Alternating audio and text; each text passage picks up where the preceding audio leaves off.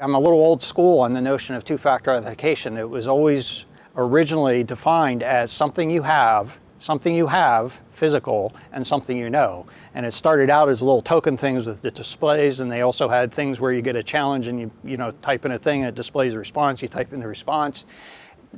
There's automation that you can put around that, have basically a token chip built into computers. IBM did that years ago. It never really took off because nobody understood why it would be valuable. And I think in mobile devices there are some opportunities to bind things, even to have an app that is well enclosed, that doesn't get all these permissions from outside things. It's keyed specifically for the device. And I think where we'd like to see things going in the future is to really bind it to the SIM chip that's on devices, which is what's used for registering actually to the network.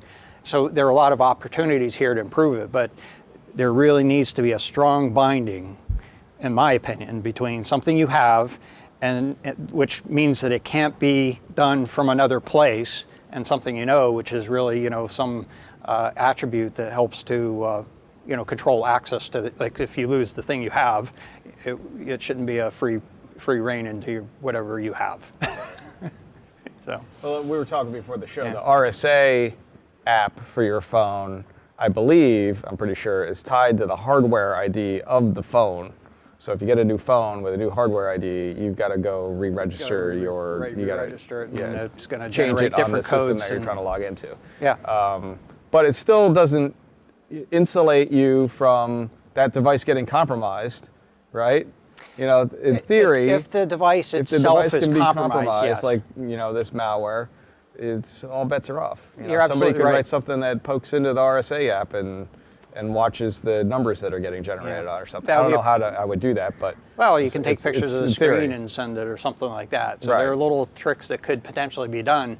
I just want to sort of emphasize, first of all, the back channel thing is better than nothing. It is, it's better than just a regular password. But we have to be cognizant of that there are other things, other means to get access to the back channel. So it's better, but not the end game. I think to your point, most of the cases that we've talked about, and almost all of the malware cases we've talked about on mobile devices, it hasn't been a compromise of the device, it's been installation of a malicious app. And so what you're talking about really does require compromise of the device. And jailbroken devices are more susceptible to that type of thing.